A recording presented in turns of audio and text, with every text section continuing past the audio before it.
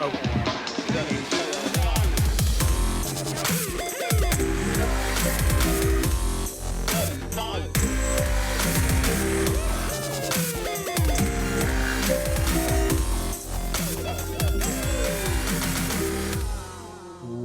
to the DL Gaming Podcast. I'm Bobby. I'm Nick. I'm Amanda. I'm wondering why Sniper ruined our intro. Go ahead and get it out there. I always cut the first part out anyway. Oh, shit. I didn't know that. Now nobody knows what I'm talking about. Yep. Now it's definitely ruined. Yeah. You ruined it. Well, he does have something to talk about. We want to remind everyone about our Game of the Year episode that's going to be first episode in January. Sniper, what's that going to look like and how can people get involved? Okay, so you can head to Discord to get involved with that. You can record your Game of the Year episode and we'll play it live on the show. And I think you should. I think you should do that. But if you are microphone shy, you can also type it and Emilio will orate your Game of the Year in his finest accent. In the voice of a sprinkler. Yeah, exactly. And remember, it doesn't have to have been released this year. You just have to have played and discovered the game this year. Emilio, do you remember your Game of the Year from 2016? Fuck no. Was it Doom? No? That No. Probably could have been it. 2016? Oh, it was Overwatch. It's got to be Overwatch. Did we give it to Overwatch? I don't know. What was it?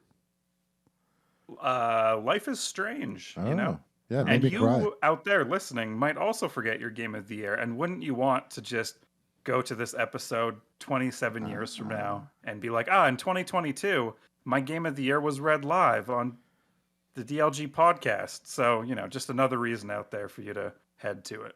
Archiving. I see what you did there, man. Appreciate it. Thank you, and thank you for your angles. You odd little duck. All right. Why? How did our stream get messed up?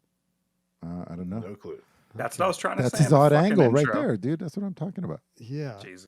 I don't know how that happened. All right, I'll fix it. But in the meantime, let's talk about some games on the radar, games that have come to our attention this week.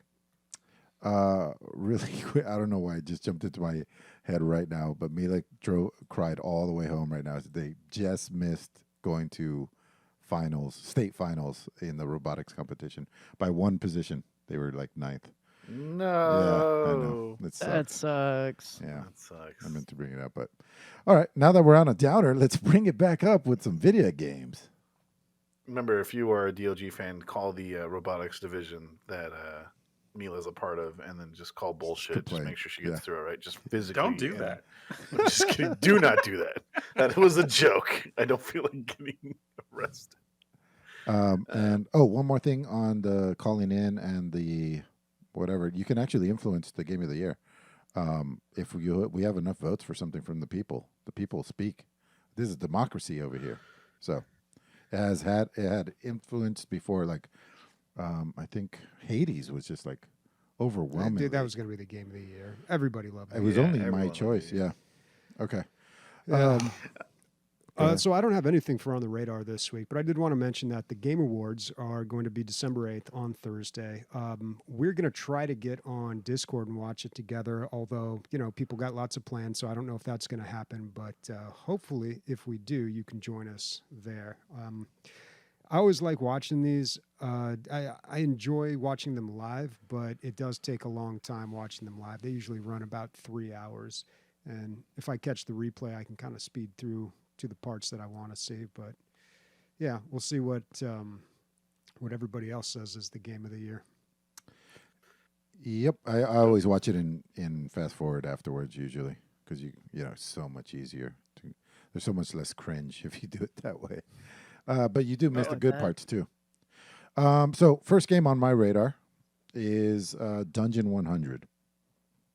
Not really interested in playing it, but I do want to talk about a mechanic in it that I see is pretty cool. So it's kind of like a dungeon crawler where you get crazy abilities that are card-based. And it looks like you can stack them together and get hyper powered, kind of like a lot of the games that are coming out right now, the vampire survival games. But the one mechanic that I want to like extract from this and maybe make somebody make another game, when you beat the game, your last run, that run that you beat the game with becomes the boss that you have to beat on the subsequent run. How clever is that? So basically you have to get at least as strong as your last run or your best run to beat the game again. I thought that was so clever.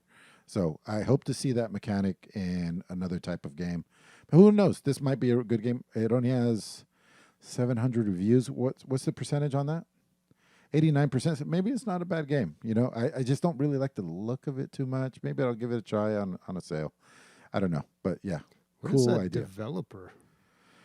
I don't even know what language that is. I can't see too well from here. I don't know. Korean? Looks like Thai.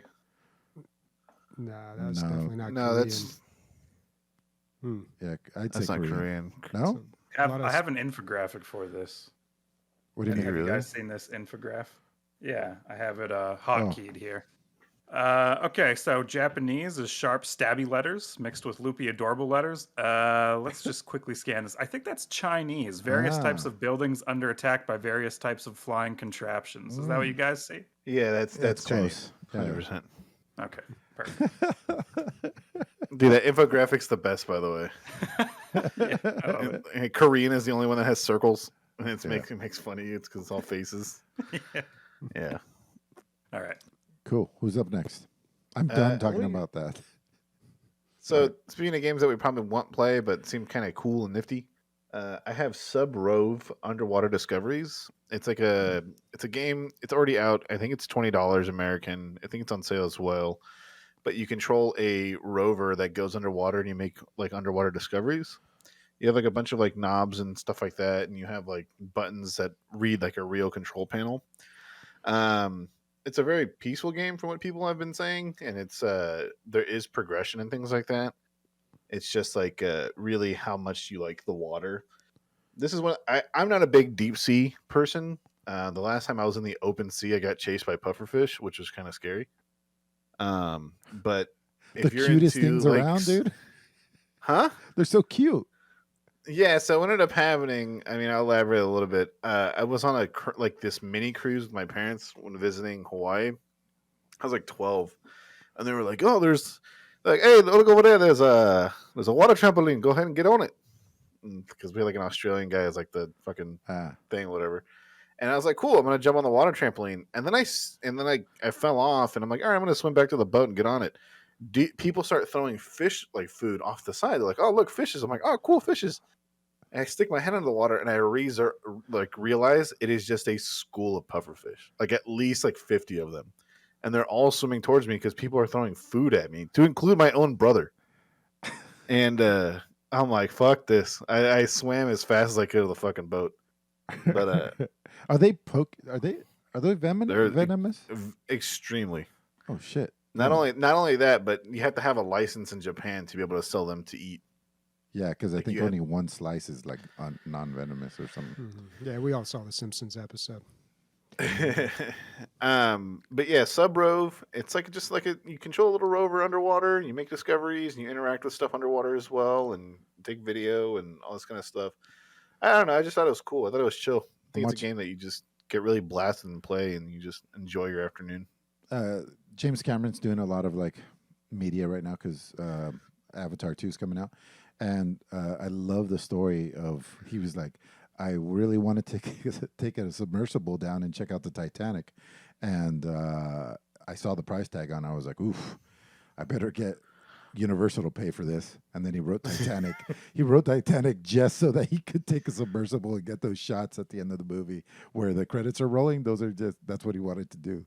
He wrote one of the greatest movie or the highest grossing movies of all time so that he could get a fucking license to go do that for free. Crazy, man. Dude, that's so crazy. He's There's a got to be wizard. so many like crazy shadows and shit when you go underwater and you have like those lights. But speaking of shadows, we have Shadow over Loathing. What is that, Days? Yeah, so Shadows Over Loathing is a RPG that seems to have some elements of like a tactical RPG in there. It is a stick figure, and it's apparently like a stick figure comedy kind of adventure RPG, where yeah, you're gonna fight some things, solve some puzzles, and you're just like this dude walking around of. It's got kind of like a mysterious trailer, and like I said, a lot of comedy with it. But I do like the art style, even though it's a stick figure. You would think that it's super basic, but it seems like they've got a lot of audio added to it. Like if you walk across a wooden floor, you're hearing like the wooden floor. So it does seem like there's a lot of effort that has gone into this, even though it's stick figures and like that's part of the aesthetic and the appeal and kind of the humor of it. It's got an overwhelmingly positive review, sorry, 97% out of over 1,000 is overwhelmingly positive. And it seems like people are enjoying this so far. It is $23, which is probably a little on the steep side, but it still looks good. A lot of people are highly recommending it, though. Do you remember when this So kind of shit would be like on Newgrounds or like Flash games, like and stuff like that? Well, Now- they would now look we're like paying- this for sure. Yeah, a lot of stuff $23 that for look like this. Homestar Runner. And then Right. you would start it, and then like you would get like some questionable like hentai advertisement, and then you would have to like click 15 pop-ups just to play the game. But you actually enjoyed the hentai as well. Nah, you know, when you're 11, you get whatever you can take, right? Yeah. But Right. Do you know that this seems remind- kind of interesting. I like the little like strategy aspect to it, and the just how simple the graphics are and shit. overwhelmingly seems positive like with they- 1,000 reviews. Overwhelmingly, 97%. And a lot of people are saying too that like it's loaded with jokes and puns and puzzles and mystery and like combat. Like I said, the combat seems to be turn based, which is cool. Like a tactical turn based. There is like the music is really solid in it, and the audio that they've put into it and what they've recorded into it is super good. So it's kind of like they didn't put really shit into graphics, even though that is part of the joke, I think, and exactly what they're going for. But they put a lot of effort in the music and the audio, which I think is cool and nice. Are you going to pick it up, Days? I want to. I don't know about $23 though. Yeah, it's a We'll bit see. I steep. kind of feel like it would be like a Game Pass game, like a Game Pass game for sure. But like $23, I don't know. That's what wish lists are for I'm sales. gonna put it on my wish list right now. Yep. Yep. Yeah, it is that time of the year where it's just sale after sale. Yeah. Yeah. You know what? It's just that's true. We've got a lot of sales, and you don't want to be left in the shadow of a good sale, and you definitely don't want to be left in the shadows after loathing. But you know where you're gonna be left in the shadows is probably in Broforce if you're not bro enough for it, right? Yeah. So, yeah, tell me about that Broforce Forever update, dude. So Broforce has not had an update in years. If you don't know what Broforce is, I have two links in here, Christian. The first one is the original game. That was their 4th of July update. That was the last one they got. I want to say it was at least 3 or 4 years ago, this update. I don't know. If you don't know what Broforce is, it's a side-scrolling action game. I guess closest thing you could say would be maybe what's that? Maybe Contra-ish, I guess. But it's very comical, and so many. There's a lot of like chain reactions, like you throw a grenade and then that blows up a barrel. The barrel goes flying across the screen and kills you.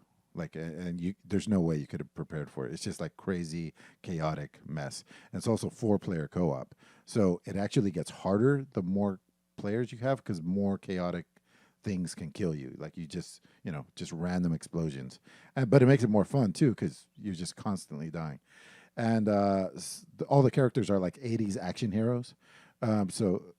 But they don't actually call them who it is, but so they call it's like a bro version of that. So you have like Bro Lee instead of Bruce Lee, and Bro Hart instead of Brave Heart, stuff like that. And they're all muscle bound. I love this game. I played it so much. They had so many updates. This was the Alien update with Bro. What was her name? Broly instead of Ripley, something like that. Rip Bro, Rip Bro, I think it was. Anyway, great game, overwhelmingly positive, thousands of reviews, and then now they just out of nowhere, years later, they're saying that they're going to make the Forever update, which is going to bring more bros, more maps, whole bunch of stuff. I played this game so much, I had exhausted everything and still played it. Like I did every single thing you could do in this game, and still came back for more. This is like when Chad they, of you, bro. I know. this is like when Binding of Isaac got another update, even though nobody thought it was going to be coming. Like, Yeah. it's definitely like a defibrillator on the game. Yeah, totally. So, looking forward to this. I don't even know if I'm in the same place in my life, like where I'm going to enjoy a game like this still, but it's been so long. But yeah, I'll definitely fucking play it when it comes live. Yeah, a lot of memories. Nice. And that's a free update. Mm-hmm. Very cool. Yeah, like man, they're not going to make any extra money off of it. They might sell a few copies, maybe. Like if people that really enjoyed it before bring in more friends, hey, you got to play this with me. I don't know. It's $15, but yeah, 40,000 reviews, overwhelmingly positive. There's not many games that have that. All right, cool. A little to the left of me is another review. Wow, nailed it. Such Yeah. good transitions. Love it. That transition was a little to be left about, man, but that's all right. A little to the left is it's like a time management kind of game is what it seems like. It's an organizing one. It reminds me of like Unpacked, where you're essentially like working through this category of just maintaining your shit. Not gonna lie to you guys, I'm probably not gonna play it, but it does seem interesting and calming and chill. They've got nice music, and I thought that the trailer was really cute and quirky, and like the two that created this game, which was what did they say their developers was? Max Um, Inferno? Yeah, Max Inferno. Yeah, the developers are Max Inferno, which I think is a couple because they've talked a little bit about in one of the videos of like how they created the game, and they basically just kind of wanted you to have a space to kind of clear your thoughts and think of like good music and organize things like in a very organized, like in a meticulous kind of way. And occasionally there's a cat that walks through and just knocks all your shit around and you got to redo it. Which I'm here for that kind of chaos and think that's kind of funny. But yeah, a lot of times these games, like I don't know, I feel like if I'm really baked, I might want to play these kind of games. I did really appreciate Unpacked because that's what this reminds me of. And I liked Unpacked because it would show you like essentially it would take you through time, but only through people's apartments that you were unpacking pieces into, which I thought was super cool. But this one is also really neat because this one's kind of like, it almost reminds me of like in a way of a spinner of like kind of calming down your mind, right? So like the whole point is to just basically put your pieces perfectly and organize things perfectly the way that it should be in a drawer or whatever. I mean, you could also just fuck off and go do this in real life, right? Which would Yeah, probably be better for you. Yeah. But but if that's not enough, that then a requires little walking. to the left. Oh, just fuck yeah. walking. This is like OCD the game. Yeah, this is for OCD Pretty much. people so much. Yeah. This is like for the people that like, I have organized everything in my apartment. I must ascend to the virtual world. Absolutely. Absolutely. And then there's this fucking cat that just fucks with your shit. But honestly, if you are OCD enough to make sure everything is in its perfect place all the time, you probably already have cats that fuck up your shit. So this game might be for you then, like, so I feel like it was a, a nice kind of calming game. 88% out of 532 user reviews put very positive. It was released on November 8th. And I don't know, for $15, you probably could just log the fuck off the computer and organize your shit a little to the left in real life. It's true. Would be my guess. That's true. I imagine But if they're not, probably both. The couple are probably both very OCD, and they just like you said, they ran out of things to fucking do. So they're like, let's make more chaos, digital chaos for us to fix. Well, they wanted to create a game that like you can kind of just like calm down with, you know what I mean? And kind of it's like a Zen garden kind Yeah. of thing, one of those style games. And it's one of the ways that like I can go down rabbit holes in Arc for the same thing. It's kind of like just basically a mind-numbing kind of shit, It's Yeah. like basic and simple enough, but like kind of calming and relaxing in a sense. And I think that's what they were aiming for, but they wanted to add a little funny humor to it by putting their own cat in the game that fucks with your shit, which I appreciate that. I think that's pretty fun for an indie developer to be like, yes, my cat is an asshole. We're going to put him in the game. For sure. So I played this game when the demo of it, when it came out during Steam Next Fest, I think a year ago, I want to say. I don't know. And I was expecting more of a puzzle game, but it's not. I wouldn't call it puzzles. I never played Unpacked, but I understand that there's kind of a genre for organization games, and that's more what this is like. Making And- things right. Yeah, there wasn't a whole lot in the demo, but it looks like, according to the Steam page, the average playtime is about 3 hours to complete, so it's a pretty short game. Yeah. My boss is OCD. We before the job started, we had to make like 72. No, it's like 50 parking spaces just so everybody could park because we were the first ones there. It took us 3 days. 3 days to make 50 parking spaces. Just lines in the road. That's all we had to do. He had a stencil. We made a stencil. Every single one had to be measured down to the like centimeter. It came out perfect. It's awesome. But Well, yeah, he's being meticulous Yes, in type A. Yeah, totally. And OCD's a bit different than those things, but still, like, I mean, like, yeah, like I'm a organized mind is going to help OCD, or an organized space is going to help somebody with OCD as well. And so, like, they might be more prone to organizing, but typically, like, if you're just a type A person and you find joy and relaxation in organizing and putting things where they should be, like, this game's definitely going to be for you, you know, a little to the left. And any of the other kind of, inventory management kind of games, that's what this reminds me of. You know, if I have not enough room in my stash in Tarkov, I'm playing a game kind of like this too. So the in between, good in between game. You know it's what I a mean? yeah, Yeah. it's a good in between game. Yeah. Not to be confused with any of the games that we have been truly playing, the games that are the games, not the in-between games and the game inside of a game inside of a game of a bag of milk. We're going into the highlights. Ride with me. We're getting there. It's all good. We're going to go into the highlights. These are games that we have been playing. And if you hated that transition, that's fine. Bring them Fangs out. I don't give a shit. So, Bobby, tell me about Fangs. What the hell is that game? Ooh. So this was a game I talked about last week on the radar. It was a Battlerite clone, I guess you could say, like a MOBA brawler.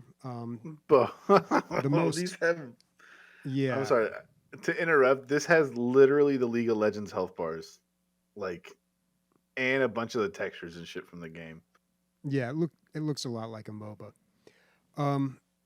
So yeah, I talked about this last week, and I talked about how we all enjoyed Battlerite so much when it came out in 2017, and then it just disappeared. And I had kind of high hopes for this game and was hoping there was going to be a community there.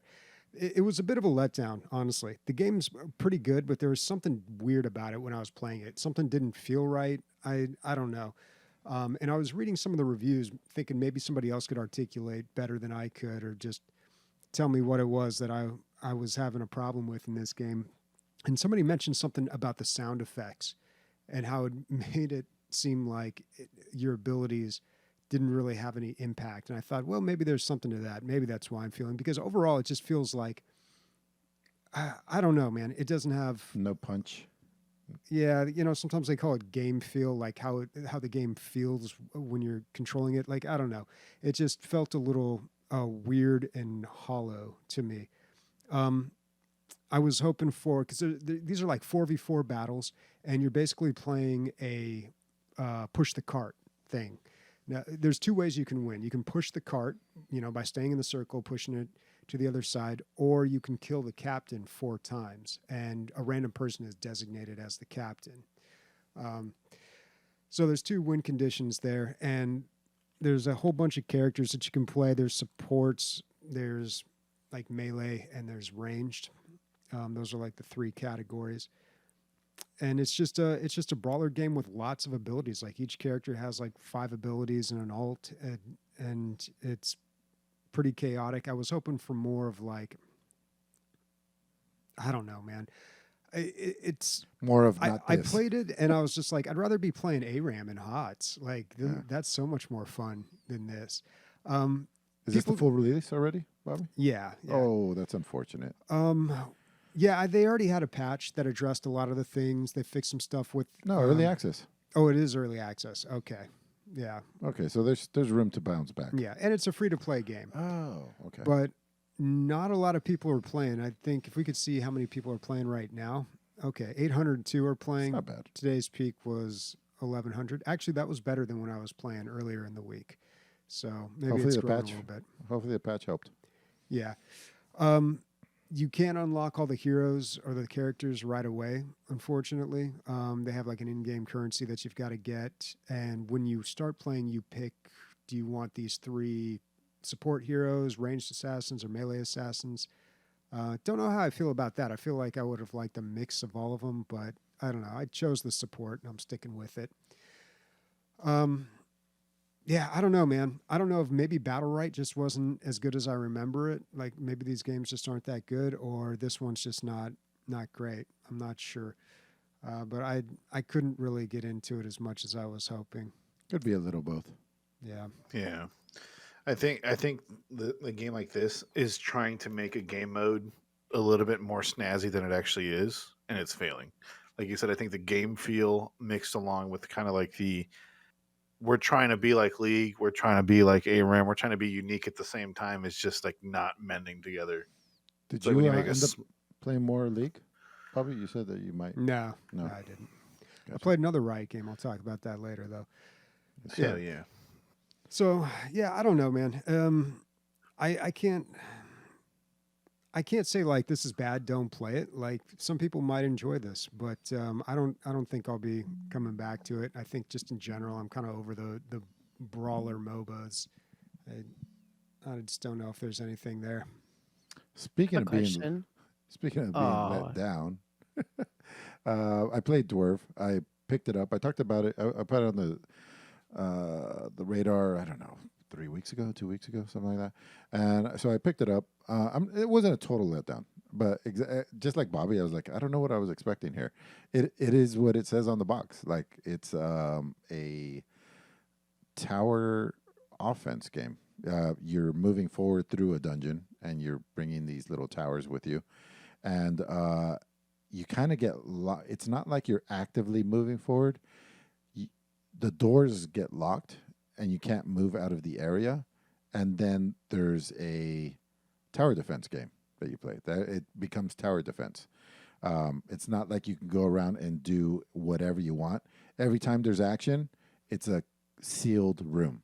And so it basically kind of just becomes a regular tower defense at that point.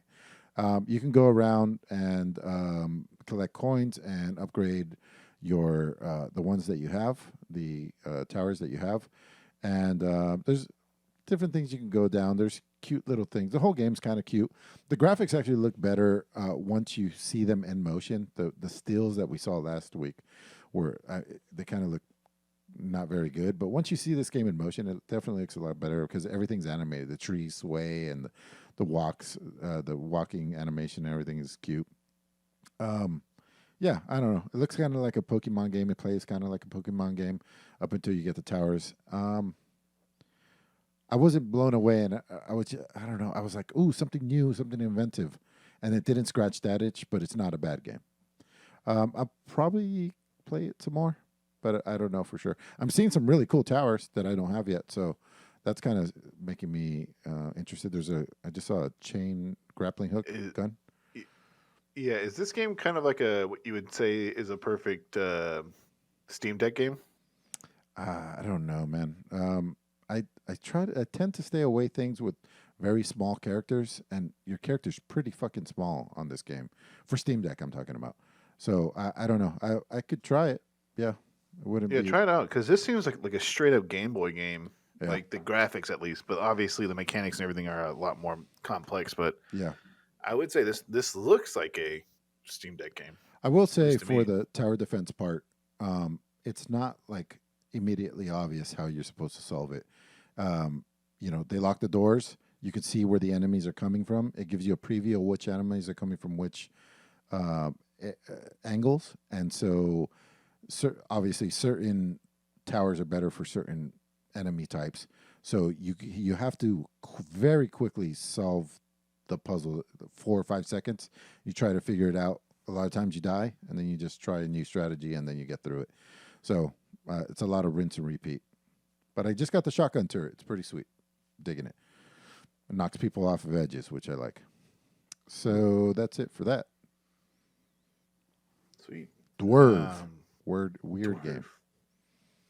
I ended up playing some of what may be for me my new old reliable I ended up playing with Emilio of all people, which is shocking because he's been working afternoons.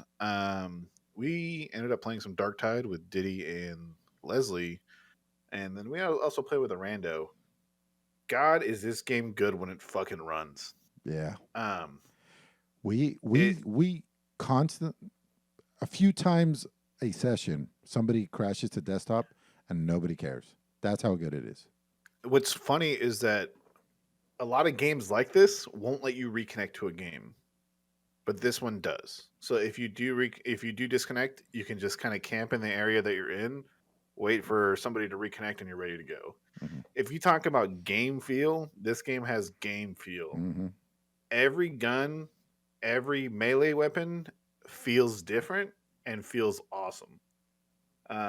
As far as like things in the game that I didn't get to experience while in the demo, dude, we faced something called a demon host, which is like this normal dude gets possessed by a demon. It's kind of like a witch in Left 4 Dead, but it does a lot more.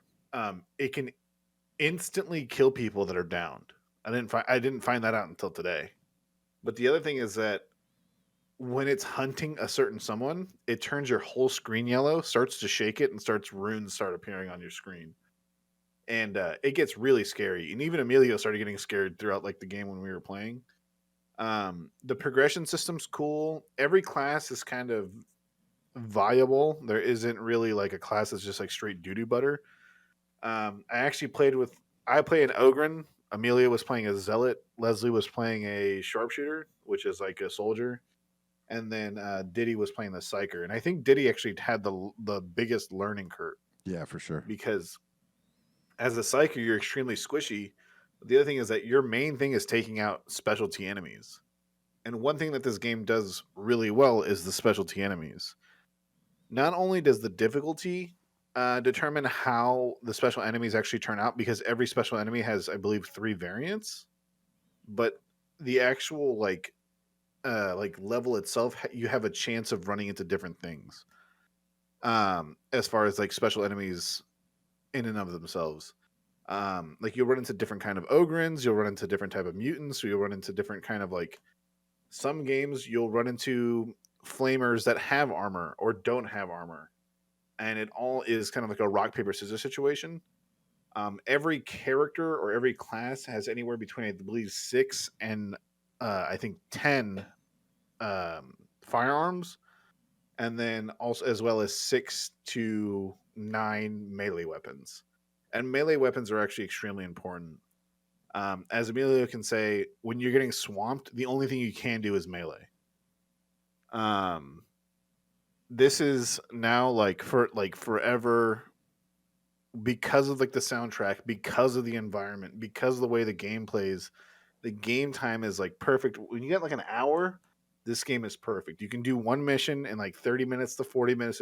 40 minutes, the extra 15-20 minutes you got, you can go take a piss or organize your inventory, whatever you want to do. Now there are some shortcomings of this. The game was supposed to be released with crafting. Crafting is not out yet. The game bricks for some people. We don't know why. Apparently it has to do with people with AMD components. But like I said, when it does work, it is really good. The story is pretty cool too, which wasn't in the demo, but I like it a lot. Do you have anything to say about it, Amelia? Yeah, I have a lot of things to say about it. I think it's a game of the year contender for me. Honestly, it's so fun, so good. Like graphically, you really get into the world. You're like, oh, I'm in this fucking mega city, and it feels like it. Like you're in there. You really get a sense of how terrible these people's lives are just by the way they look. Everybody's ragged and nobody's having a good time. 0 people having a good time. And, one thing that I want to point out before you continue, we notice, by the way, in the story, you are a convict that is sentenced to death, but instead of going to death, you can work out your sentence to essentially perform missions that the government wants you to perform. All of us are wearing fucking sandals. We're fighting demons. We're fighting like things from hell. We're fighting trained soldiers. We're all wearing Jesus sandals. Like all of us. Like go on, Amelia. Do want to talk about the lore a little bit. So if you're a super nerd like Nick is for this stuff, there is so much there for you. Like there's all this text, all this background stuff, all. But if you're not into it, you can just click right through all that stuff. And it doesn't matter. Like it's there if you want it, but it's not so in your face that you have to participate in it at all. I'm glad that it's accessible for non people and non fans and people that are super fans as well. I told Nick when I started playing this, I was like, "Oh, this is kind of your shit, isn't it?" And he's like, "I'm holding myself back right now. It's very hard for me to not be telling you guys." So about once an hour, he'll bring up some fun fact and just deadpan, no crickets, like where he just. But like, sometimes Diddy will trick me. He'll be like, "So tell me about this," and I'm like, "But," he's like, "I was joking." I'm like, "You son of a bitch." Yeah, the soundtrack has a interesting way of hitting its intros in between the action. I noticed.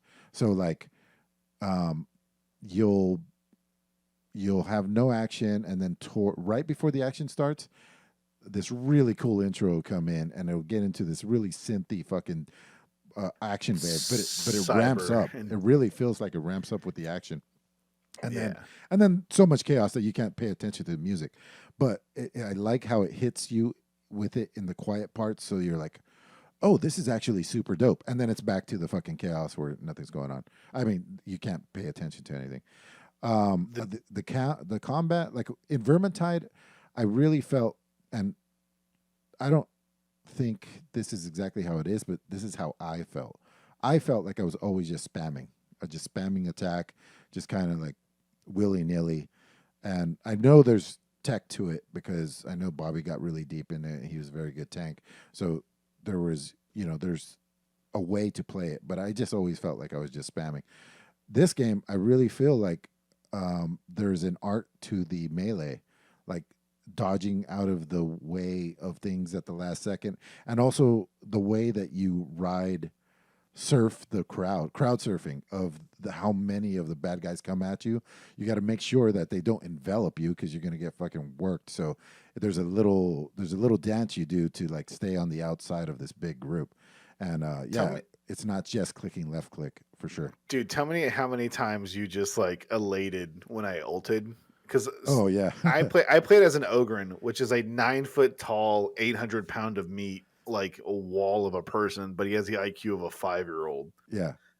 Just an example, he Go ahead. has a box of grenades as a grenade equipment, but he's too dumb to pull the grenades, to pull the pin on the grenade, so he just fastballs the box and kills people with it. Yeah, they don't explode. It's just a box that he throws. Yeah, and all he does is just charge through a group of people, but because he's the size of a fucking Samsung refrigerator, he just goes through everything. And then Emilio is like, "Yeah, I get to hit people on the ground. Like this is so fun." Yeah, it works really well. Like he'll bowl them over, and I'll just go stab them all in the head, like all 10 of the people that he knocked down. Or he's done sometimes when he does them at the right moment. There was a bunch of guys on a catwalk, and he just did his charge, and they just all fell to their deaths into the acid below, and it was just such a sweet move. And then there is definitely, we're working out strategies. Once we move to the second difficulty, I saw that our second line, our back row, was getting worked. So I left Nick in the front, and then I just protected our DPS from all the little guys that they were getting, and we did really well on that run. I think that strategy worked out pretty, and I'm sure more strategies are going to have to come up as you get deeper into the thing. Another thing, go ahead. I played with an Ogren who is level 18, right? I was just doing like a 2 difficulty, because there's 5 difficulties. I did like a 2 difficulty, right, just before we started playing. I mean, just before we started casting. And this dude was super high level as an Ogren, and he was talking about like in the later levels, essentially you actually have to go slow. Like it gets to the point where it'll be 4 or 5 elites at once. So you're talking about net guys that throw grenades, dogs. It'll be like 5 of those guys at once, and they all have armor on, and you have to go slow. Um, it is, if you're talking about something that's a Left 4 Dead clone, I think this is arguably one of the best ones, Yeah, I hands agree. down. I Though agree. it's and the ultimate caveat, it's fucking $3, like on Game Pass. You just buy a Game Pass code for $3 on eBay, and you can play this game. If you got Discord Um, and Nitro too, they give you 2 months for free. yeah, Did you use that code that I sent you, Bobby? No, I can't use that code. Oh, I can only use specific types of code, so it's very confusing with Xbox Game Pass. Some of the codes are only for people that have never used a code before yep. or had like this introductory initial rate applied. So yeah, that one didn't work for me. I told Nick if we were playing this on Steam and I had paid $30 or $40 for this, I would not be upset at all. Like I would totally feel like I got my money's worth. Probably What's the $50. progression like? How are you leveling up your characters? There was some sort of like rune sheet or something I think I saw when you guys were playing. So the way it works is that there's individual kill counts that, and I looked this up today. You do get individual progression. Not everybody gets the same amount of XP at the end of the level. You get like the plain mission XP, and then you get like a performance boost depending on how good you did and if you pick up money and stuff like that. As you level up, you unlock different guns for your class. Some classes have the same guns. Like some of them have like the basic las gun that every soldier in the Imperium gets. That's as much lore you're going to get from me today. But like other classes have extremely different weapons. Like the Ogren class is the only class that has a shield. And so I can just post up in a hallway because I'm the fucking refrigerator and everybody can just shoot around me. The progression itself, I just unlocked curios today. At level 8, you unlock something called curios, which are trinkets that really change the game up. They're like essentially weapon-specific trinkets that can make your melee weapon better, can make your range weapon better, and not only that, but it can make them better against certain enemies. Like it'll say like plus 20% damage to Ogrins, or plus 20% damage against armored enemies and things like that. So the progression is you play, you essentially get rewarded, and then you keep going. And right now there are enchantments in the game. It's not enchantments because it's not a fantasy universe, it's a cyber gothic universe. And that you unlock, I believe, at level 5. And you can upgrade your guns that way as well. So if you find a gun that you really like, because it's one of those systems where it's like green, blue, purple level of items and weapons. If you find one that you really like that has like a faster reload time or whatever, you can essentially enchant them to perform better as well. Me and Emilio have gotten to the point now where we started getting blue items, but I've seen some purple items that are insane. A couple things on that. The skill tree, Bobby, is hot swappable. So before any particular mission, you could just switch them up however you want. So that means you can make a build for a particular level type. Another thing on the levels, they branch and they're built different. A lot of the times when you go through, so you'll do the same mission, and you'll see similar areas. You'll make sure, I've been on this elevator before, and I've been on the stairwell before, but the other 5, 6, 7 sections, never seen them before. And if you have seen them before, we haven't seen them in this order. So you're in this crazy, crazy city, and you're doing alternate routes. And so it never really looks the same. It almost like a Binding of Isaac-esque, where, two games are never the same. I get a little bit of that in here. And you'll even go to a different mission and see parts of the level from another mission. And so you'll be like, oh, I know this little part, but it doesn't you're not like, I didn't feel like, oh, they're just reusing their assets. They just have a lot of boxes, and they put these boxes together in random orders, and it does great things for the game. Kind of like Deep Rock Galactic, Bobby. You know how there's areas that are just, you've been in that area a bunch of times, right? So, Okay. Yeah, love it. Love this game, actually. A lot of fun with this. anyone have any other questions before we move on to Days' Canada themed week?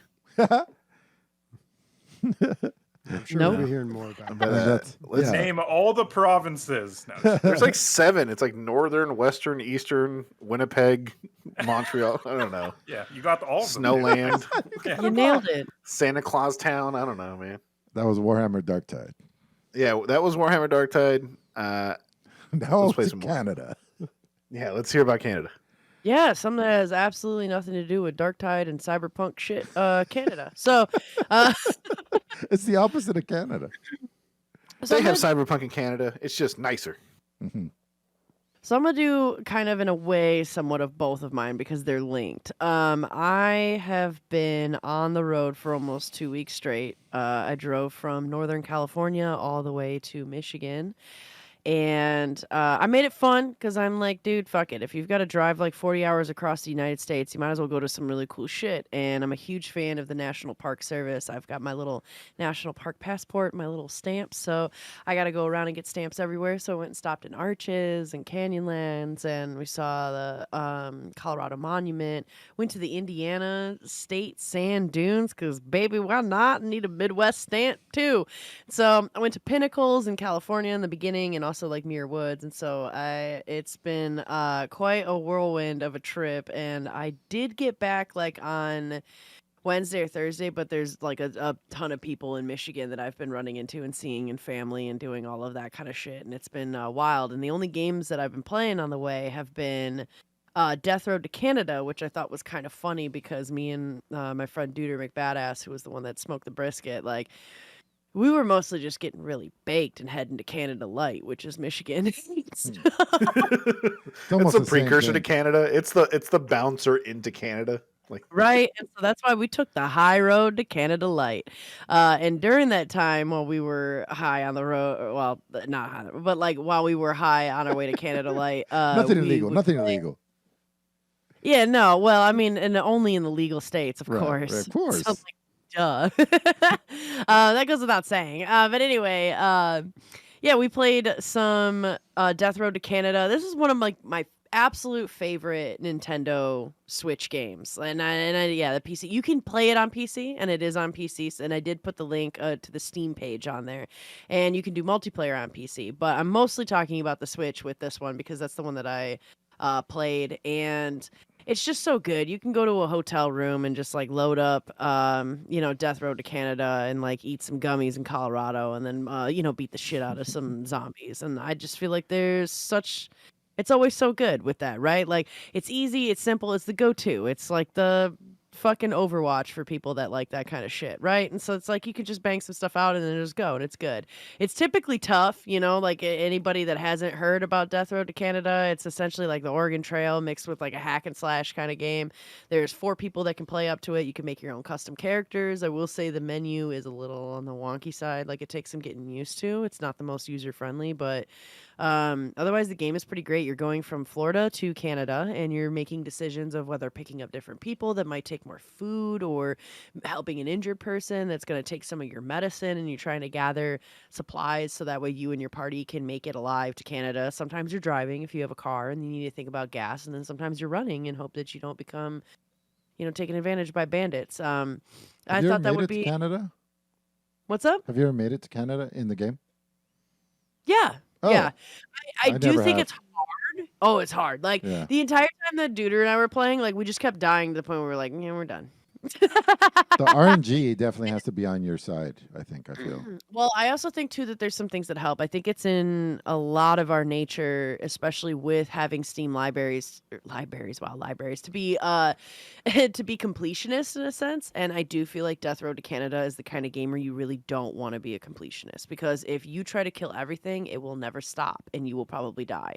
And so you have to pick and choose, like, whether you're going to fight things or whether you're going to flee. And that's an incredibly important mechanic. And I think why, like, a lot of people end up dying that, and obviously making, like, kind of goofy ass decisions. Like, you have no food, but instead of going to the grocery store to loot, you're going to go to the pet store instead. Are you eating that dog food? No, go to the grocery store. So, like, shit like that. You know what I mean?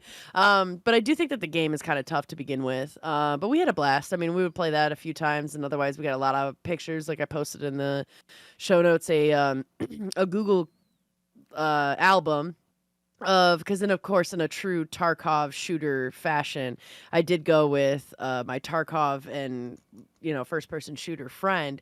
And so one of our friends in the Discord of our shooters, like we love to make fun of his mom all the time. So the entire trip we were looking for holes and things that we could claim were his mom. And there were moments that were just fucking hilarious. Like that. Yeah. Yeah. These So we pictures put all trash make sense mom now. inspired by nature. Yeah, trash from Florida has been talked about a few times. And so this is his mom that we were looking for. So any gaping holes, we had a thing going where like every time we went through a tunnel, we were like, wow, you can fit the whole Subaru in Trash's mom's asshole. Like things like that. It was excellent. It was fun. And we posted that and sent that to the Discord. So we got all these pictures of things that were inspired by Trash's mom throughout the trip, from California all the way to to Michigan. And so we've got some of the, especially arches. There's so many holes, lots of holes, but it's unfortunate because there was a spot in Nevada that had like a 10,000 ton weight limit over a bridge. And, we determined that probably was too much for Trash's mom. So I don't know if she made it to all the holes. Trash's mom was one of our biggest fans. We just lost her patron. It's she's Lorraine crying. is like, fuck you guys. I sponsored you for 10 fucking months. Nah, she don't give a fuck. She's probably still trapped in Florida. Or she's trapped in Nevada and can't get over that weight limit. So it was a savage blast. It was a lot of fun. And yeah, we played some Death Road to Canada. Nice, man. That's it. Good times. Glad to be back on the Eastern time zone in the frozen hellscape of Michigan. Speaking of hellscapes, Bobby, how was Valorant? Valorant didn't like it. So let's Did you say it rewind. was a hellscape? Yeah. That shit's like wet garbage. Yeah, I don't know what the general opinion is of Valorant or how like the gaming community at large feels about it, but my girlfriend forwarded me an email at work, and I guess somebody out there is trying to organize some esports event with staff members. And I was like, oh, really? Esports, you say? Because we do have at two high schools, we've got esports rooms set up, and they're trying to do it at more high schools. So I looked at the email, and it was for Valorant. And I was like, I kind of remember that game. That was like Riot's first-person shooter. I'll check it out. It still has a community. It's still popular. I Yeah, think. it's still pretty big.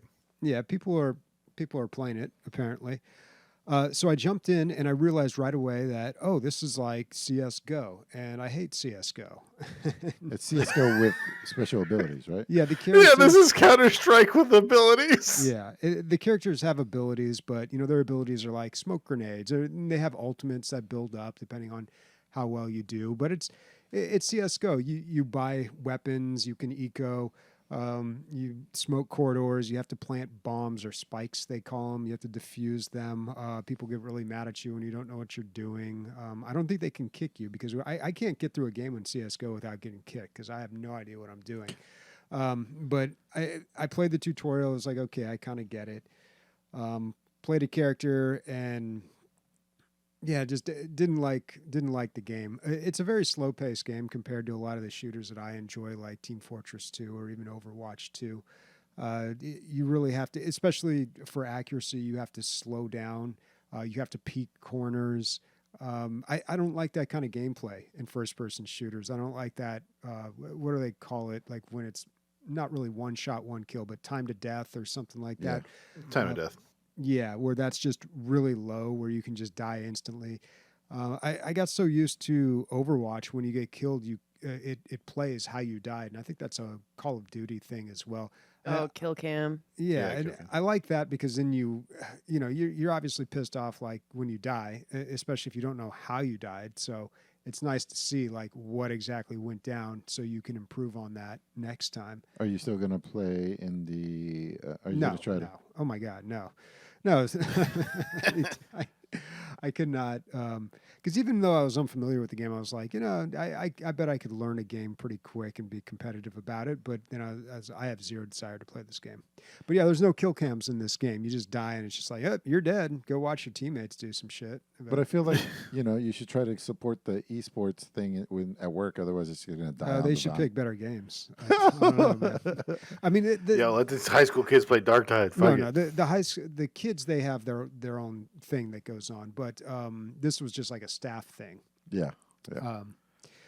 But yeah, man, it's tough too because you need like a 5-man group, or is it 6 people? I don't know how many are on a team there, but I thought for some reason when I first read it, it was Apex Legends, because I know that's like a popular game. I was like, all right, that's something I could get into. Like I could play that game, but Valorant is a no-go for me. And I was surprised that I completely forgot that this was just Riot's version of CSGO, because I remember when it came out and it was kind of a big deal. She played it. I don't think she really liked it though. Because it wasn't CSGO. Yeah, because it wasn't CSGO. And you know what's funny is that I feel like this game is better than... I say this all the time. Like all these games come out and clone CSGO, and they're, in my opinion, better. Rainbow Six Siege. But everybody just sticks with CSGO because it's been around forever and they've been playing it since they were 11, Mm-hmm. So... Do you think CS:GO is, if we're ever going to see a new version of it, like a completely new game? Wait, what is the question? Like, do you think we're ever going to see another Counter-Strike? I don't know. Maybe. I don't think they need to make another Counter-Strike. They went free to play and then redid their whole payment model.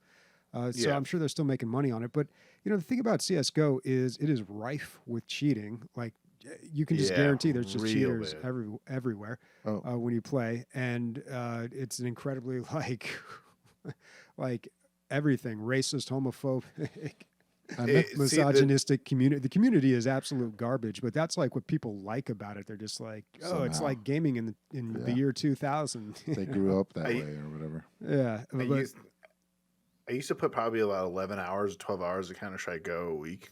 Mm-hmm. And that's some of the most toxic motherfuckers in Counter-Strike, dude.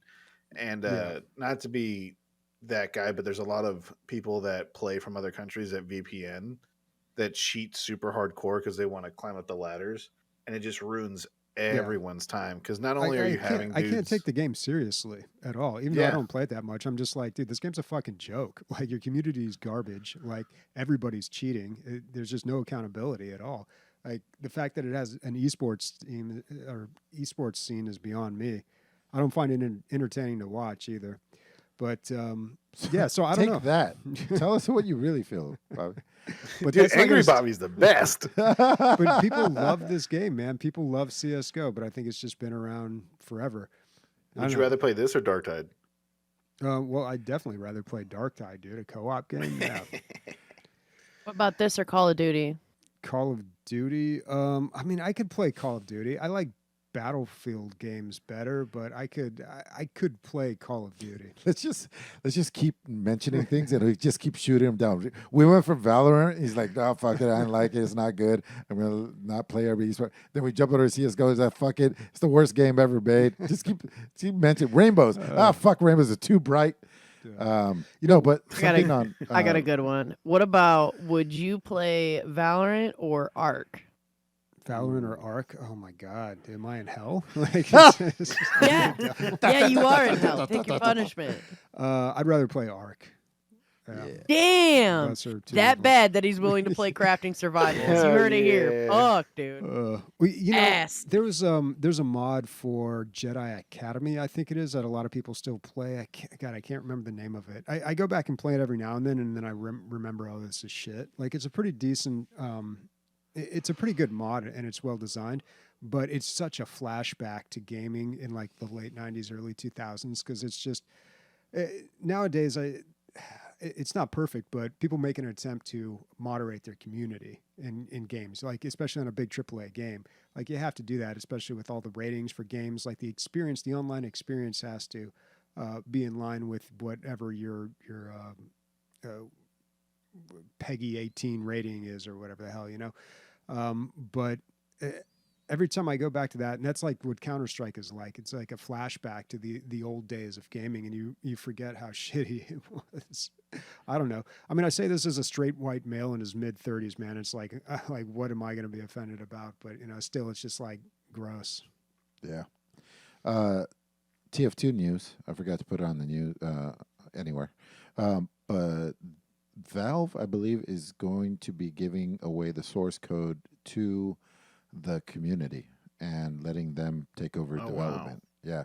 So there's still 90,000 people who play, are active, like playing right now. Or when the guy was writing the fucking article, he's like, as of right now, there's 90,000 people playing today. Who knows how big the community is? Probably 1 million people or something. But yeah, they're handing over the source code and letting them do some of the development, or taking over the development completely. Now, I don't know how this works.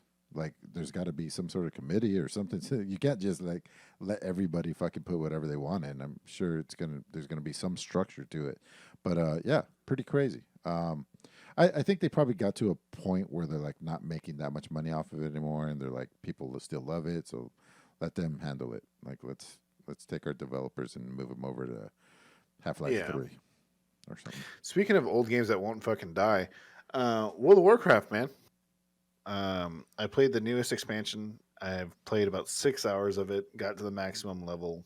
The only reason I'm playing this game is because I got fucking friends that play it, all right? And I need to play video games with them. We're going to be dad rating, which means we'll be rating like 3 to 4 hours a week, like 2 hours, if that, on like a Tuesday or something. I will say the way that they've done this expansion, as far as like learner friendly and things like that, and the way that mechanics are, it is really intuitive. It's really easy to do. The twist for this one is that you get flying immediately. For those who don't know, World of Warcraft, every time an expansion comes out, they take your ability to ride flying mounts, and you just have to walk around. But in this expansion, you can fly immediately, but it's not like normal flying, or you can just like fly any direction you want. It's kind of like Spyro, where you have to like dive and glide and like boost yourself up and fall from high places and things like that. The environments are really pretty. The storyline's kind of meh. I feel like I honestly feel like this is their last expansion. If it's not, if they haven't expressly outright said it, they're really just digging for things to write a story about. And they're like, you know what? We're tired of writing stories about these end of the world events. Now they're just like, they're doing what they used to do, where it's like, we found this island in the middle of the ocean in the world that no one's seen in over 6,000 years, even though we have people that can see every corner of the fucking planet. They all of a sudden just found this island where all the dragons are from. But it is pretty snazzy. There's a new class. There's a new race. The game's really smooth. The world events and the world quests are great. The new quests are great as well. It's not like kill 15 boars, get 5 skins, all that kind of shit. The interesting thing is that the way they have done expansions since like the last 4 of them, there is a main quest line. And that main quest line will get you to 2 levels or 1 level, depending on how good you are, below the maximum level. And then the last level, you're really supposed to do a bunch of side missions to get to. You did the main quest in 6 hours, Nick? Huh? You did the main quest in 6 hours? Yes. Wow. That sounds very And so small. it's the beginning of the main quest, right? They're not going to... They do this... They've been doing this for the last 4 expansions. They have a main quest. The last part of the main quest is the last part of the first chapter of the main quest is the raid, right? I've done all the available main quests that are available right now, which is like, I think 30 quests. And then the raid will come out not this Tuesday, but the next Tuesday. And then that will be the next ending area for people. And then after that, another like patch that will add more terrain and add more enemies will come out. That's another main quest line. And then after that will be another raid. Usually for World of Warcraft expansions, there's 2 to 3 raids. And for those who don't know, raids are like where you play with 10 people or more and you fight crazy bosses, and they're really long. There'll be like 13 or 14 bosses in one place. And that's just so people don't, power users don't run through the content Exactly. bucket in 1 week and post it all on YouTube. Exactly. We have, in my group, we have power users, like dudes that are like 24, not married, workout, whatever the fuck. And like, essentially all they do is play WoW. They already have 3 characters to the max level. Mm-hmm. It's really to kind of handbrake people from just rushing to the end and finishing it. There is a system to where if you don't like playing the main storyline, that you can level up just by doing dungeons, or you can level up just by gathering. It'll take a little longer, but you can do it. Will I officially say that this is better than Shadowlands? Yes, Shadowlands was a hot piece of shit. It was not, the last update was considered the worst World of Warcraft expansion in a long time, and they've had 2 expansions be failures, so they can't have a third one be a failure. If you like WoW and you like raiding and you want to get back into it, $49 is the entry, plus obviously the subscription. If you're just timid about it and you want to try it out, I'm pretty sure they're going to have a free weekend soon. But yeah, I mean, it's all right for like dad gaming, It's WoW. You get it. Yeah. World of Still Warcraft. WoW. Still WoW. Yeah. Yeah. Cool. At least it's not bad. Yeah, it's not hard garbage. All right. Cool. Well, we do have some listener questions here. Also, I think we had Twitch sub, the drill bit, coming in with 18 months. Appreciate it, man. Thanks, man. I don't know. Appreciate it, Doug. Okay. First question coming from Hagelfosh. What is your earliest gaming memory? I went and visited my brother one time, and he had an Atari, and I got to play it for like 5 minutes. I think that was it. But I was like, that's interesting.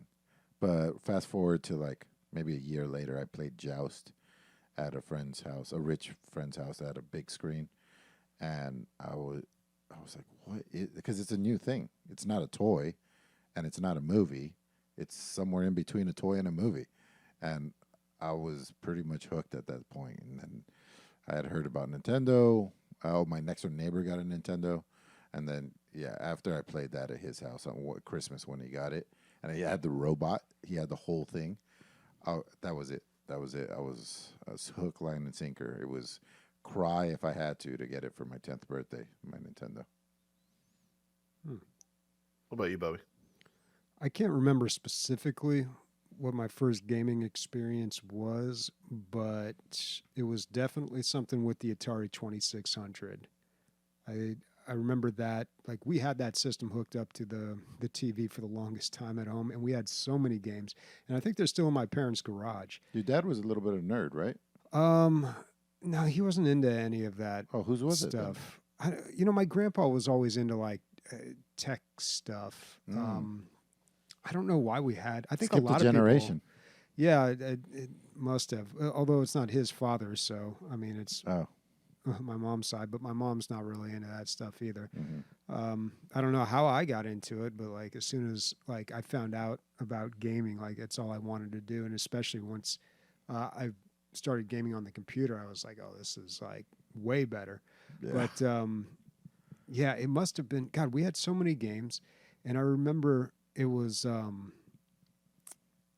God, there were a couple of them that I really liked, but there were a lot of games where you had to play with 2 people. That like there weren't any options to play like single player. Like Pong. Yeah, like Pong. There was like no Combat. Yeah, I don't think Combat had an AI. And there were some Atari games, like I would plug them in and I would play them, and I just couldn't figure them out. I had no idea what I was supposed to do, like the E.T. game. Yeah. Like I had no idea how to play that game. Yeah. There was no little booklet. Yeah, but maybe I saw games in like an arcade before that. I don't know. Yeah. It's honestly, it goes back so far. It's like I feel like gaming has always been a part of my life. I can't think of like where it began. Maybe I was playing in utero. What about you, Days? You got any crazy memories? For first time gaming, I think my earliest gaming memory is it's a toss up. I can like remember this fucking word and worm like education game. Like they would have different puzzles. Mm. And it was on like Windows 95 or Windows 93. At school? Yeah, No, it was at home. But otherwise, I think the much more fun and spicier story I have is that I can remember when I was at my grandparents' house and they had a Windows 95. My grandpa would never allow me to play Doom that was on the computer. And I had to play this stupid. Oh, I shouldn't say stupid in case we have any listeners out there that like this shit. But it was essentially like an Oregon Trail. I think it was called the Garden of Eden, and it was a text-based RPG going through Jesus and his life. Because I was raised very Catholic, guys. I was raised quite Catholic. So in that fashion, I just waited for my grandpa to pass the fuck out on the couch because he always did, and then I'd load up Doom and I'd play. You're doing the Doom. real Catholic shit. You're slaying demons, son. Yeah. No, I'm being a Catholic, which is, putting on the face like, oh, yes, I'm so healthy, and then being, or not healthy, but so holy. And then, like, when you turn around, they're an absolute fucking heathen. It's Yeah. very Catholic. But, yeah, that's mine. Christian's so young. He's like, Overwatch. Overwatch was my first gaming experience. So- you got one? For me, it was. I remember being 4 years old and watching my brother play Metal Gear Solid, and I tried to play it, and I couldn't really comprehend the idea that soldiers fell asleep because in the game they give you a dart gun, and so I would keep tranquilizing them. I'm like, they won't fucking die, and I would just keep getting caught. And I didn't know what the fuck I was doing, man. I wouldn't get out of the first area or the first mission because my brother would be like, "Here, just play, like do whatever you want, like shut up." God, you're and I so would young, just- man. Jeez. Yeah. That was 30, so far. man. Yeah. We're Bobby and I are literally talking about the birth of fucking video gaming, home video gaming. And your Metal Gear Solid, that's so many years. So many I mean, I also iterations. played like all the Nintendo games and stuff like that, but it was it all started, I believe, with Metal Gear Solid. Cool. I think- Captain Gummy, I think, has earned the right to interject a listener question. He says, let's put our tinfoil hats on. If Blizzard was to create a new IP, what would it be? A new IP? What's making the most money right now? Well, I guess their newest IP, it's not an IP. The newest route they went down was mobile, right? They did Diablo Immortal. So depending on how much money that was making, maybe they'll make like a fully another mobile game with the new IP. I don't know what the IP would be, but I don't know what kind of game. I don't know. I have no idea. What do you guys think? It would definitely be cartoony. Everything they make is cartoony looking. Yeah, for sure. Family friendly. Yeah, family friendly, and you can play it on anything. I don't know. No way they That's make a an MOBA, interesting right, question. guys? There's no way they make a MOBA. Yeah, they What already do you- tried that. What percentage do you think? 0% on a MOBA? But like, who's making MOBAs these days? Yeah. Yeah, no one's making it. They're kind of No, stale. but when People you are say making extraction shooters now. No, I Yeah, get it. An but- IP is like, Yeah, that's like the That- character, the theme, the world. yeah, that's Um, impossible to guess, I think. Yeah. I'm guessing a bug game. Some with bugs. Something with bugs. I'm guessing a game that basically just mimics gambling. Whatever's gonna make them fast cash, as much cash, and Yeah. dump it. So like, who knows? Maybe they would make some sort of gambling thing with whatever movie's coming out right now. Nah, man. Just Casino Bob bugs is and going to be the gambling. new IP. Bugs and gambling. It's a It's a bug's rough life for me. Yeah, you're gonna be like a mafia boss that runs like an underground casino, like killing other bugs and shit. Like that's what they're gonna do. Yeah. Very What hard. else do we have for as far as questions go? Warconius asks, any countries or cultures you experienced in a game that you want to explore in real life? Interesting. I would say so many games have like British actors and voice actors in them, like The Witcher and stuff, that I want to go to England. Guess what? It's But- not an RPG over there. You know? No, it's You, just you, all you sucks. show It's up all with your great sword and and shitty food. you're LARPing outfit, and you're like, where's all the gaming at, guys? That's where Warhammer's from, so I can actually enjoy myself there. I don't know if they're video games aren't very good at representing cultures. It's more like backdrops. You'll see a lot of like cool backgrounds, and I don't know if I truly agree with that. I think a lot of video games they're inspired by certain aspects of cultures. Like I definitely think Elder Scrolls was inspired by a lot of actual cultures, and I don't know. Like I feel that like the Assassin's Creed games do like a decent job that's of probably that too. that'll probably be the best one. But I never played much of those. Yeah. And I Go be a live in San pirate. Diego. It's so hard to go somewhere and be like, this is better than home. It's so hard. I've been all over the world. You guys are in a bubble. I've been all Move to over the Augusta, world, though. Georgia, and then everywhere's better. Like even Ethiopia, like or anywhere where people would consider bad, anywhere's better than Augusta. Yeah, he's got the opposite going on. But I've been all around the world. Not all around, but a lot of places. And I'm like, at the end of the day, I like it at home. How are you going to beat perfect weather? Yeah. Everybody's it's going to hard to be beat. biased for home. You know, the Far Cry games, they also tend to pick interesting spots. They had one in Africa, one in the Himalayas, Yeah.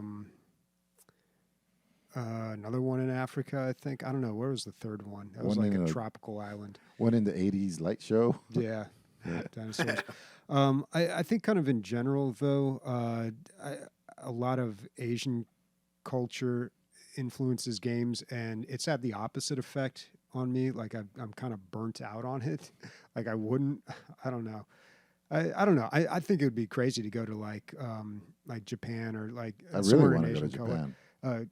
Yeah, somewhere over there. But like I get tired of that in video games. I think I don't know. Probably because I don't like anime. Yeah. I know what you're talking about, though. Take a DLG field trip to fucking Japan. Be We'll so just bring all of sick, our dude. families and bring like all 30 of us. That'd be so sick. You plan it. I'd love it. I'll just show up. Give me money and I'll make it happen. All right. Warconius also asks, which publisher had the best year in terms of your own taste in games? Front Software. Oh, is that a developer or publisher? I think they're both. Yeah. I think Elden Ring just took over this year. Wait, Yeah. would Elden Ring come out this year or last year? This year. I think it was this year. I want to say this year. Is that going to be Game of the Year at the Game Awards? I haven't seen the nominations yet. Yeah, it did come out this year, February. I can't think of anything right now, so I'm just going to say Fat Shark for now. I feel like that was a long time coming too. Fat Shark has been Yeah. making games for a long time, and they've all been pretty good, but never. I don't know. They've been good, but they haven't like been probably as good as what Darktide is. Yeah.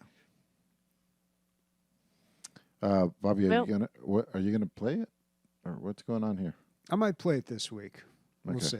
So you're gonna pay for a Game Pass? Wow. I think I can get 3 months on eBay for like $15 or something. You can still make that work? Yeah, Yeah, you dude, just got to make it's- sure you buy the right type of code. Oh, okay. Yeah, I bought a code. It was 1 month of Ultimate for $2.99. It's not Pretty bad at good. all. All right. Well, the developer I liked all year. I guess I would say Devolver. yeah. I don't know. There's something about Devolver Digital I really like about them. Additionally, too, like I loved Tentacular. I thought that was really funny. It seemed like Cult of the Lamb was really, really successful. It's true. Although I wasn't super into Cult of the Lamb myself, but I did really like Tentacular. And even like further previously, like they're the ones that made Gorn and Loop here. I mean, a lot of the games that they've made, we've talked quite a bit about. And they're just solid. I thought Weird West was fantastic too, and they came out with that this year, and that was really great. And it looks like pretty soon they're going to come out with Wizard with a Gun, which we've covered as well, which looks awesome. It's supposed to be released today, and it just looks cool as well. Yep. I don't know. They're doing great. I love to see it. They're my Okay. favorite publisher. They're making another McPixel game. That's scary. I didn't know there was a second one. Nobody Second knows what? what that game is. Nope. And that's What okay. game? McPixel. Nope. Don't Oh, even no. worry about it, man. Don't even worry about it. Don't click on that link. Let's not get into it. It's a different universe. We don't want to go down that rabbit hole. We're on the home stretch here. All right, what's everybody playing next week? More Darktide. Darktide. More WoW. Amelia, I'm do gonna you want to try play Darktide after Darktide. this? Dude, my entire game week was what I spent with you. Like, I didn't have much time at all this week, so if I squeeze anything in, it'll probably be Darktide. It's want- tough. It's tough playing multiplayer games when you have a baby running around. Yeah. I mean, Well, if it you're sounds down to like play a after long- the podcast, me and Leslie are. It's a long commitment too. If you're saying each map takes 30 40 minutes. minutes, Yeah, 30 thir- minutes. Oh, I Sure. thought you were talking about babies. That's a long commitment too. Yeah. 18 years. I didn't see one Yeah, go it's over. much more than that, buddy. I guess Oh, I know. the higher difficulty you go in, the more time it's going to add. So, yeah, I would say probably, the 2 difficulty was, longer than the Okay. low difficulty. I'm going to have a real busy week, but I'm probably going to check out Darktide. Yeah. Why are the Steam reviews mixed? Is that just It's- technical problems? Technical problems. That's all it Okay. is. People are also like salty. Every Warhammer game also like has these guys who are like, this is not exactly up to code in the lore. It doesn't have 5 tongues. It has 3. That's like exactly people like you, that. dude. That's It's exactly you. Nick. I even That's said, like Yeah, but I don't Nick care in the that corner saying much. that. I'm not leaving DLG bump reviews that are bad. sometimes some of the banter's going on, and Bobby or Nick's like, that guy wouldn't say that in real life.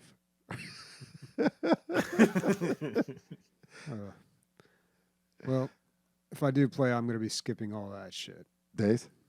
Yeah, I mean, I want to try Vermintide as well. I've got a buddy that actually he put 11 hours into it, and he said that the content doesn't really hold, and so I kind of We'll want to see. see Yeah. what he says with that, or what that means, or whether even I pick up on that. You know what I mean? But I gotta give Darktide a good fair shake. Yeah, I mean, I played, Um, like 5-6 hours, but who knows if it holds up 20 hours? Nobody knows. Or, no. Yeah. I hear that the game expands, but also kind of shrinks at the same time at level The 11. fuck does It's that like mean? it's when you start have to repeating missions. Oh, gotcha. Oh yeah, and he was saying that it gets kind of boring seeing the same mission and the same stuff with that. So I don't know. We'll see. Yeah, I'd like to play that. I obviously haven't touched Tarkov in weeks, so I need to touch that. And then I'd like to play some VR, and it would be really fantastic to trick Deb into playing some VR as well and watch her lose her shit over virtual reality. So I'm gonna sneak that in there somewhere. And one good thing about Fat Shark, too, is they support their games for years. I think, the DLCs comes out for Vermintide for a long time, and then they came out with the sequel, and Yeah. that had a bunch of DLCs, so I think there'll be a lot more for this, too, especially if this is their biggest title. Yeah, so the rundown. Dungeon 100 is where you have to fight yourself when you beat the game. Sub Rove is a underwater simulator. Shadows Over Loathing is a what do you call it? A stick figure thing that's deeper than it looks. Broforce has an update for the first time in years, and it's going to be free. A little to the left is a thing where you got to sort things and make them look nice till your cat fucks them up again. Fangs is don't worry about it; it's not good. Dwarf, such a weird word, is a tower offense game that is a little more defensive than I wanted it to be. Warhammer 40k Darktide is the bee's knees. Check it out. Death Road to Canada, always a good time, very funny. Multiplayer as well. And World of Warcraft, still Warcraft, but this one's not as shitty as other ones have been. All right, now speaking for Chris, Days, Nick, and myself, Darktide tits. One's metal, has a mohawk. Dun, dun, dun, dun, dun, dun, dun. Dark titties. Yeah, I gotta get out of here because I'm gonna get yelled at. That was almost Alright. 2 hours, guys. Talk to you guys later. All right, bye. All right. Bye. Oh, all right. I guess I'll stick around till the music ends.